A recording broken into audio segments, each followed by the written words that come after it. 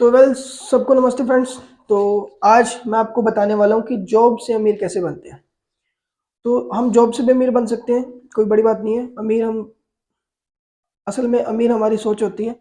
हमारी सैलरी से हमें अमीर नहीं बनाती, हमारी सोच हमें अमीर बनाती है। अगर हमारी सोच कम जॉब मतलब कम पे आउट लेने पर भी हमारी सोच बहुत अच्छी है तो हम बहुत अमीर हैं दोस्तों। हमें अगर अपना पैसा मैनेज करना आ गया तो हम बहुत अमीर हैं दोस्तों। जो हम ये बात करने वाले हैं कि जॉब से कैसे अमीर बना जा सकता है। तो दोस्तों मैं भी पहले यही सोचता था कि नहीं नहीं, जॉब तो अगर जैसे कोई 20-30 हज़ार रुपये की नौकरी करता है वो थोड़ी अमीर बन सकता है, उसके एक्सपेंसेस भी काफ़ी होते हैं। तो वो अपने घर का खर्चा निकाले या वो सेविंग करे या वो क्या करे, वो कहाँ जाए, वो कैसे करेगा, कैसे अमीर बनेगा वो। तो मैंने भी इस चीज़ पे सर्च किया, मेरे मेरे को भी यही पता लगा कि जॉब से अमीर बना जा सकता है। लेकिन आपको लगता है कि मुझे लग्जरी लाइफ जीनी होती है, जो जो लाइफ जिस सैलरी की अकॉर्डिंग बन जाती है, हमें लगता है कि हमें वो मेंटेन करनी होती है, तो उसके अकॉर्डिंग हम अमीर नहीं बन पाएंगे। तो हमें अमीर बनने के लिए सबसे पहले फाइनेंशियल मैनेजमेंट सीखनी पड़ेगी, पैसे को मैनेज कैसे किया जाता है उसको सीखना पड़ेगा। तो आज हम उसी के बारे में बात करने वाले हैं। हमने दो बंदों का उदाहरण लिया, एक का नाम सुनील है, एक का नाम महेश है। दोनों एक ही जगह जॉब करते हैं और दोनों की सैलरी 30 हज़ार रुपये पर मंथ है। और ये हमने 10 ईयर्स का उदाहरण लिया है ताकि आपको 10 साल के अकॉर्डिंग पता चल जाए। क्योंकि क्या है ना कि हम हमारी सोच इतनी छोटी हो चुकी है कि हम सोच रहे हैं कि अगले साल हमें कितनी सैलरी मिलेगी, अगले मंथ कितनी सैलरी मिलेगी, अगले आने वाले 5 साल में क्या होगा। तो हमें क्या बहुत जल्दी सारा कुछ चाहिए। तो बहुत जल्दी दोस्तों लाइफ में कुछ नहीं मिलता, टाइम लगता है। तो आप अपनी लाइफ को खुद को टाइम दीजिए, आपको बहुत कुछ मिलेगा, अपनी स्किल्स पे काम कीजिए। तो आज मैं आपको ये फाइनेंशियल मैनेजमेंट, पैसे को मैनेजमेंट करके छोटी सी जॉब से भी लाखों रुपए कमाए जा सकते हैं, तो मैं उसके बारे में आज आपको बताने वाला हूँ कैलकुलेट करके। वैसे तो मैंने पहले से कैलकुलेशन कर लिया, लेकिन किसी भी भाई को ये लगता है कि ये जो फिगर्स है सही नहीं है, तो वो अपना खुद का कैलकुलेटर यूज़ करके इन फिगर्स को मल्टीप्लिकेशन करके देख सकता है। तो सबसे पहले क्या हुआ दोस्तों कि सुनील एक बैंक में काम करता है। उसकी सैलरी 30 हज़ार रुपये, वो प्राइवेट बैंक में है। चाहे प्राइवेट या सरकारी दोस्तों, कंपैरिजन तो सबका होता है क्योंकि मैनेजमेंट तो सबको चाहिए ना। तो जो सुनील है वो सरकारी नहीं, प्राइवेट बैंक के अंदर काम करता है और उसकी सैलरी 30 हज़ार रुपये पर मंथ है। यानी कि अगर हम 10 साल का कंपैरिजन लेके चलते हैं, तो अगर 30 को 12 से मल्टीप्लाई करेंगे तो 36 लाख, मतलब 3,60,000 रुपये ईयर का उसको मिलता है। और उसके अकॉर्डिंग 10 साल का 36 लाख रुपये उसको मिलता है। और 36 लाख रुपये को वो 10 साल के अंदर कैसे मेंटेन करता है और उसको क्या सेविंग्स मिलती है, क्या उसको आगे 10 साल के बाद में रिटर्न्स आते हैं, तो उसके बारे में बात करते हैं। तो ये बंदा चाहता है कि मुझे घर चाहिए, मुझे बहुत अच्छा घर चाहिए। ये समाज में दिखाना चाहता है कि मैं अब बैंक में जॉब करता हूँ, मेरे पास घर है, मेरे पास गाड़ी है। तो ये अपनी रेपुटेशन बनाना चाहता है, ये अपनी चाहता है कि मेरे पास सभी चीज़ें हों। तो इसने किया क्या, इसने एक घर बना लिया। इसके पास जो घर था, इसको इसने बहुत सारा रेनोवेट कर लिया। 10 लाख रुपए इसने अपने उस घर के ऊपर लगा लिए, अच्छा घर बना लिया। तो इसने क्या किया जी, 7.75% की इंटरेस्ट की दर से उसी बैंक से लोन ले लिया 10 लाख रुपए का। और इसने 12 हज़ार की ईएमआई बना ली पर मंथ की। भी 30 हज़ार रुपये सैलरी है, 12 हज़ार की ईएमआई उसमें से कटती रहेंगी। रेट ऑफ इंटरेस्ट के हिसाब से उसने 14,40,000 रुपये 10 साल के उसके तय हो गए भी इतने पैसे आपको 10 साल में देने हैं। तो उसके बाद में जब उसने घर बनाया तो अब उसको ऐसा लगा कि यार मैंने घर तो बना लिया लेकिन मेरे को गाड़ी भी चाहिए। तो उसने क्या किया, एक स्विफ्ट गाड़ी ले ली। उसने कहा भी मैं गाड़ी लूंगा तो नहीं लूंगा क्योंकि नई गाड़ी पे रेट ऑफ इंटरेस्ट कम होता है और वो लॉन्ग टर्म ड्यूरेशन के लिए एक्सपेंसेस नहीं मांगती ज़्यादा। तो उसने क्या किया जी, एक गाड़ी ले ली ईएमआई पे 7700, यानी कि 7700 रुपये की उसने ईएमआई करवा ली। 5 लाख उसने लोन कराया दोस्तों, बाकी उसने 2.5 लाख की डाउन पेमेंट कर दी। 7.5 लाख की गाड़ी थी, 5 लाख का उसने लोन करवा लिया और उसके बाद उसने 2.5 लाख की डाउन पेमेंट दे दी। तो क्या हुआ कि उसको जो रेट ऑफ इंटरेस्ट पड़ा वो 7.60%। ये एक अंदाजन रेट ऑफ इंटरेस्ट है, भी एक मैंने गैस करके लगाए हैं, देख के थोड़ा बहुत गूगल से देख ले भी कितना का होता है। तो किसी का 6% भी होता है, 7 भी होता है, 8 भी होता है, 9 भी होता है। वो अकॉर्डिंग टू प्रोफाइल वो बैंक वाले बताते हैं भी आपकी प्रोफाइल के अकॉर्डिंग भी आपको कितना रेट ऑफ इंटरेस्ट देना होगा। तो ये मैंने एक अकॉर्डिंग उसके एक परफॉर्मा तैयार करने के लिए, एक आपको बताने के लिए भी, जो बंदा घर भी बना लेता है, कार भी ले लेता है, उसके पास में 10 साल के बाद में क्या पैसा होता है, कितनी सेविंग्स होती हैं। और जो घर नहीं बनाता और वो 10 साल के बाद में ही सब कुछ शुरू करेगा या 20 साल के बाद में शुरू करेगा, तो उसके पास में कितनी सेविंग्स होगी। तो इसने क्या किया दोस्तों, कार ली। कार की सैलरी जो इसको 1,40,800 रुपये का इंटरेस्ट देना पड़ा, तो इसमें 7.5 लाख की गाड़ी ली, 2.5 लाख की डाउन पेमेंट कर दी। अब क्या है कि दोस्तों हर घर का एक्सपेंस होता है, सब खाना पीना रहना सोना जो कि है, बिजली का सबका एक्सपेंस होता है। तो इसका भी 15,000 रुपये पर मंथ का वो एक्सपेंस आ रहा है कि घर खर्च के अंदर जो राशन लगता है या जो बिजली लगती है, गैस लगता है, तो 15,000 रुपये पर मंथ का इसका खर्च आ रहा है। लेकिन दोस्तों एवरेज से कम है। मैंने ये कम लिया, क्यों लिया, क्योंकि सैलरी के अकॉर्डिंग लिया है। जो बंदा 30 हज़ार की नौकरी कर रहा है, 30 हज़ार की सैलरी उसको मिल रही है, उसके अकॉर्डिंग ये मैंने ली है। तो इसके बाद क्या हुआ दोस्तों, उसके जो अदर एक्सपेंसेस है, क्योंकि वो गाड़ी चलाएगा भी, उसमें फ्यूल भी डालेगा, उसकी सर्विस भी कराएगा, तो 10 साल की मैंने 1 लाख का ये क्योंकि वो गाड़ी अपनी सिर्फ डेस्टिनेशन तक जाता है, उसका 15-20 किलोमीटर का डेस्टिनेशन है, वहाँ तक जाता है, तो उसके लिए फ्यूल कम कंजप्शन होता है और सर्विसेज भी कम उसको करानी पड़ती है क्योंकि वो कम चलती गाड़ी। उसके लिए उसको 1 लाख का एक्सपेंस 10 ईयर में आ जाता है। और कार की उसने डाउन पेमेंट 2.5 लाख रुपए दी। अब उसके पास लास्ट में सिर्फ 50,000 रुपये की सेविंग, 36 लाख में से 10 साल बाद उसमें 50,000 की सेविंग निकल आती है और वो 50,000 रुपये बचा भी लेता है। बट लेकिन अगर हम इसको कैलकुलेट करें सबको, आप चाहें तो अपने कैलकुलेटर से भी कैलकुलेट कर सकते हैं, लेकिन मैंने कैलकुलेटर के पहले से लिख दिया। अगर आप चाहें तो ये टोटल अमाउंट 42,36,800 रुपये बनती है, जिसमें उसने डाउन पेमेंट भी करी है, उसमें घर की ईएमआई भी दे रहा है, कार की ईएमआई भी दे रहा है, एक्सपेंसेस घर के भी निकाल रहा है, सभी बाहर के भी निकाल रहा है। तो इसके अकॉर्डिंग दोस्तों उसने रेट ऑफ इंटरेस्ट के हिसाब से उसने 5,86,800 रुपये ब्याज देना है।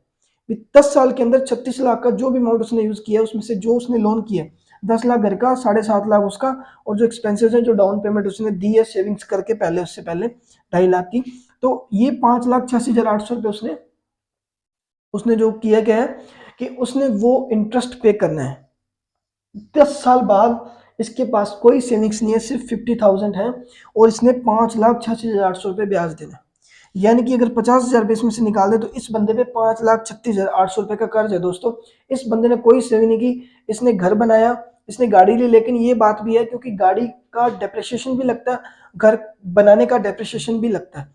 तो घर बनाते हैं, उसको मेंटेन भी करना पड़ता है, हर 3 या 4 या 5 साल बाद में कलर भी करवाना पड़ता है, कहीं ना कोई काम होता है दोस्तों, कहीं ना कहीं बिल्डिंग में कुछ ना कुछ चलता रहता है, कहीं ना कहीं अपने मॉडिफिकेशंस करवाते रहते हैं। और कार का हर साल रेट टूटता है। अगर आप 7.5 लाख की कार लेते हो तो 10 साल बाद में हो सकती है वो 3 लाख की हो, 4 लाख की हो। वो हमने डेप्रिसिएशन में कुछ नहीं लिया, लेकिन हम आपको सीधा सरल तरीका बता रहे हैं भी, ताकि आपको लास्ट में क्या पड़ेगा, उसको 5,36,800 रुपये आप ये लगा लीजिए भी उसका कार का जो उसका मेंटेनेंस का जो खर्च आया था वो डेट इसको खर्च पड़ गया है। तो ये उस पर कर्जा है दोस्तों, क्योंकि सैलरी तो उसकी 36 लाख थी ना, 10 ईयर्स, 10 साल के अंदर 36 लाख इसको मिले थे, लेकिन 36 लाख निकालने के बाद इसका ये 5,36,800 रुपये उसका कर्ज हो गया। बट अब क्या करते हैं दोस्तों, अब अपने करते हैं महेश की बात।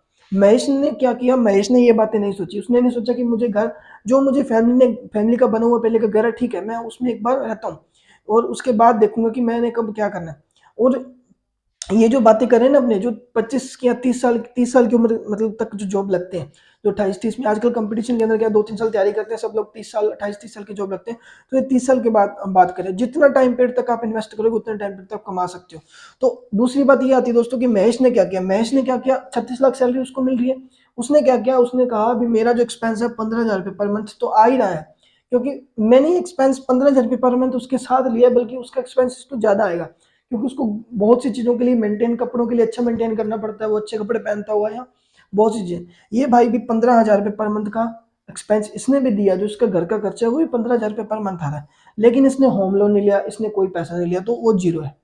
इसने किसी प्रकार का होम लोन लिया, जीरो है। इसने कोई गाड़ी नहीं ली, इसके पास पुरानी पापा की बाइक है, वो उसी से जाता है, तो इसका वो खर्चा भी बच गया। पर लेकिन इसने सबसे बड़ी बात क्या करी, इसने 10 साल तक हर महीने अपनी सैलरी का कुछ हिस्सा, यानी कि वो पैसा इन्वेस्ट करना शुरू कर दिया। इसको, ये भी बैंक में काम करता था, इसको भी पता था अभी बैंक में ऐसे इन्वेस्ट करके, क्योंकि बैंक्स के अंदर भी अपने जाते तो एफडी और आरडी पे अपने को इंटरेस्ट रेट मिलता है। वो किसी को 6% मिलता है, किसी को 7% मिलता है, सीनियर सिटीजन को 7.5-8% तक भी मिल जाता है। लेकिन इस बंदे ने क्या किया, इसने 14,800 रुपये हर मंथ सेविंग करने का इरादा बना लिया भी 10 साल बाद मुझे क्या मिलेगा या मैं कहाँ आऊंगा। तो इसने 14,800 रुपये हर महीने सेविंग करने शुरू कर दिए और इसको रेट ऑफ इंटरेस्ट मिला 6.5, यानी कि 6.5% का, आरडी और एफडी दोनों पे। ये आरडी करवाता फिर एफडी करवाता, आरडी करवाता फिर एफडी करवाता। तो ये ऐसे इस बंदे ने किया क्या, जब इसने 14,800 रुपये हर महीने बाद इन्वेस्ट करना शुरू किया तो इसको 10 साल बाद 23,70,414 रुपये मिले। ये आप कैलकुलेट कर लेना दोस्तों। लेकिन जो रियल अमाउंट है, वो जो इसने पे करी वो बनेगी 16,80,000 रुपये, और इसको जो अमाउंट मिली है वो मिले 23,70,414 रुपये। ये जो बाकी हुआ है इसको सब इंटरेस्ट मिला है, इसको कंपाउंड इंटरेस्ट मिला है, क्योंकि जब हम लॉन्ग टाइम ड्यूरेशन के लिए कोई भी पैसा बैंक में कहीं भी इन्वेस्ट करते तो हमें हर साल का कंपाउंडिंग इंटरेस्ट काउंट होता है, ब्याज पे ब्याज मिलता है। तो फिर इसके बाद क्या, इसके भी अदर एक्सपेंसेस 50,000 रुपये के थे, उसके अदर एक्सपेंसेस 1 लाख रुपए के थे, लेकिन इस बंदे के अदर, तो ये बाइक से जाता था, शादी आ गई, ब्याह आ गया जी, खर्चा घर का जो भी है, मोबाइल का खर्चा, तो इसमें 50,000 रुपये। बट लेकिन इसमें भी सेविंग करी, इसने सेविंग करी 70,000 रुपये, उससे ज्यादा सेविंग कर ली इसने 20,000 रुपये। तो इसने सेविंग करी 70,000 रुपये की, लेकिन इसका टोटल जो अपने लगाए तो 42,000 42,90,416 रुपये, उसके बाद 42,36,800।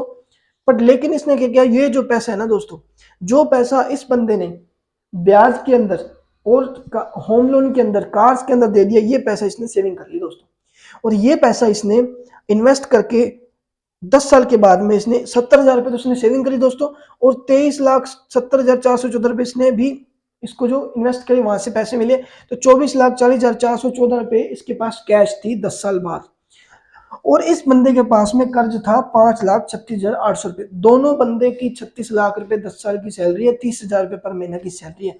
अब आपको डिसाइड करना है कि आपको क्या करना है, आपको आज में जीना है या कल में जीना है। अगर आप कल में देखते हैं, यानी कि आप आने वाले टाइम में लॉन्ग ड्यूरेशन तक अगर आप इन्वेस्टमेंट करते जाते हैं, तो आप हो सकता है कि आने वाले टाइम में करोड़पति बन सकते हैं। क्योंकि ये बंदे जो 30,000 की नौकरी कर रहा है, वो बंदा आज सिर्फ 15,000 रुपये इन्वेस्ट करके 23 लाख रुपए, यानी कि 24 लाख रुपए कमा रहा है। इन्वेस्ट करके 24 लाख रुपए उसको मिल रहे हैं 10 साल के बाद। तो अगले 10 साल बाद कितने मिलेंगे, यानी कि ये 24 लाख रुपए अगर वो और 10 साल के लिए इन्वेस्ट कर देता है, क्योंकि सैलरी तो उसको मिलनी है, और आने वाले 10 साल के लिए वो 24 लाख रुपए फिर इकट्ठे करता है। यानी कि मैं आपको बताता हूँ, अगर ये बंदा 10 साल के लिए और वेट करता है कि मैं घर नहीं बना रहा, मैं गाड़ी नहीं ले रहा, तो आने वाले टाइम के लिए क्या होगा, महेश क्या करेगा, 24,40,414 रुपए को आने वाले 10 ईयर के लिए भी इन्वेस्ट कर देता है 6.5% पे। तो ये पैसा आप कैलकुलेट कर लेना दोस्तों, मैं कैलकुलेट करके आपको यहाँ लिख देता हूँ कि कितनी अमाउंट बनेगी। और जो पैसा 14,800 रुपये जो उसने नेक्स्ट 10 मतलब 11वें साल से वो दोबारा अपनी सैलरी में से दे रहा है, अपने देना चालू कर रहा है, यानी कि फिर उसको अगले 10 साल तक फिर उसको 24,40,414 रुपये तो वो उसको मिलेंगे। लेकिन जो उसने पहले वाले पैसे वो 10 साल के लिए इकट्ठी पेमेंट, यानी कि 10 साल के लिए वो सिंगल पेमेंट इन्वेस्ट कर देता है दोस्तों, तो वो करोड़पति बन जाएगा। ये रकम, ये जो वैल्यू है 1 करोड़ से ऊपर चली जाएगी दोस्तों, काफी। तो आप ये कैलकुलेट करके दे सकते हैं। मैं लास्ट में, वीडियो के लास्ट में आपको कैलकुलेट करके यहाँ पे लिख दूंगा, इतनी वैल्यू ये बन जाएगी। लेकिन आपको ये लगता है, अगर आप चाहते हैं कि आपको अपने शौक पूरे करने हैं, बहुत से ड्रीम्स हैं जो आपको पूरे करने हैं, अगर आप वो ड्रीम्स जॉब लगते ही, चाहे आप गवर्नमेंट हो, चाहे प्राइवेट हो, चाहे आप सेल्फ एम्प्लॉयड हो, यानी आपकी खुद की दुकान है, या आप कोई कमीशन एजेंट बने हुए हो, या कोई भी तरह की 30 से 50 हज़ार की अगर आप मंथली अर्निंग करते हो, और अगर आप चाहते हो कि हमें आज ही सब कुछ करना है, मुझे कार भी चाहिए मुझको, तो आप आज ना करके उसको 10 या 15 साल तक ड्यूरेशन के टाइम के अकॉर्डिंग आप उसको पैसे को इन्वेस्ट कीजिए। आप म्यूचुअल फंड में इन्वेस्ट कर सकते हैं, एफडी आरडी के अंदर इन्वेस्ट कर सकते हैं। अगर आप लंबे टाइम के लिए इन्वेस्ट करते हैं, तो आपको कंपाउंडिंग के हिसाब से पैसा आपका डबल होता जाता है। चक्रवर्ती ब्याज की पावर दोस्तों सबको पता है। आप हर हर इंसान जो पढ़ा लिखा है वो सब जानता है भी ब्याज पे ब्याज लगते हैं, कितने परसेंट आपको प्रॉफिट होता है। और म्यूचुअल फंड तो इतना देता है कि आपको 10% से मिनिमम 10% तो देता ही देता है दोस्तों। आप किसी भी म्यूचुअल फंड में इन्वेस्ट कर दीजिए, मैक्सिमम ये 22, 23, 25% तक भी रिटर्न आपको दे देता है। तो ये था एक एक ऐसा वीडियो कि आप जॉब से भी अमीर बन सकते हैं, पर लेकिन आपको वेट करना होगा लॉन्ग टर्म टाइम ड्यूरेशन के लिए। अगर आप 30 साल की एज में जॉब लगे हैं, तो आपको 40 या 50 साल की एज तक अगर आप महीने के 30 से 50 हज़ार रुपए तक भी इन्वेस्ट कर रहे हैं, तो दोस्तों आने वाले टाइम में आप करोड़पति हो जाएंगे। और आपको आपका घर बनाने के लिए लोन नहीं लेना पड़ेगा, आपको गाड़ी लेने के लिए लोन नहीं लेना पड़ेगा, आपके सभी शौक पूरे हो जाएंगे। तो दोस्तों मैं ये कहूँगा कि आपको पहले पैसे को सेविंग कीजिए, इन्वेस्ट कीजिए, और अपने जिस एज में हम हैं, जैसे मेरी एज 28 है, तो जिस एज में हमें 10 से 15 साल तक पैसे को इन्वेस्ट करना है। जो आने वाली जो दुनिया है, या जो इंडस्ट्री है, कोई भी इंडस्ट्री है, वो आने वाली के अंदर चेंज हो जाएगी, ये दुनिया काफ़ी टेक्नोलॉजी के अंदर चली जाएगी, तो उसमें ये पैसा हमें बहुत काम आएगा, और हम इस पैसे को और भी आगे बढ़ा सकते हैं। जितनी बड़ी इन्वेस्टमेंट करेंगे उतना बड़ा अपने को रिटर्न मिलेगा दोस्तों। तो ये दोस्तों कंपैरिजन।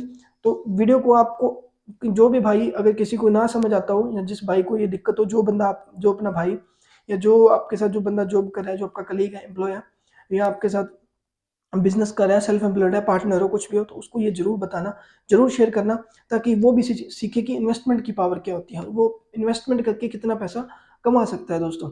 हमें अपनी लाइबिलिटीज को घटा के एसेट्स को बनाना है दोस्तों। तो एसेट्स बनाने के लिए हमें इन्वेस्टमेंट चाहिए, बड़ी इन्वेस्टमेंट से बड़े एसेट्स बनते हैं, और बड़ी लाइबिलिटी से बड़े डेट मतलब बड़े कर्जे हमें मिलते हैं। तो थैंक यू दोस्तों वीडियो को यहाँ तक देखने के लिए, और आगे बने रहिएगा। इसी चैनल पे आपको फाइनेंशियल मैनेजमेंट, यानी कि आपको अपनी लाइफ में पैसे को कैसे मेंटेन करना है, लाइफ को कैसे मेंटेन करना है, छोटे छोटे तरीकों से मैं आपको बताने वाला हूँ। जो चीज़ें मैंने सीखी हैं अपने एक्सपीरियंसेस से, छोटी सी उम्र में, या 28 की कोई छोटी उम्र नहीं है। वैसे ही मैं आपको बताने वाला हूँ, आप भी अपनी शुरुआत इसी से कर सकते हैं दोस्तों, और आप भी सेविंग्स करके, इन्वेस्टमेंट करके आने वाले टाइम में करोड़पति बन सकते हैं।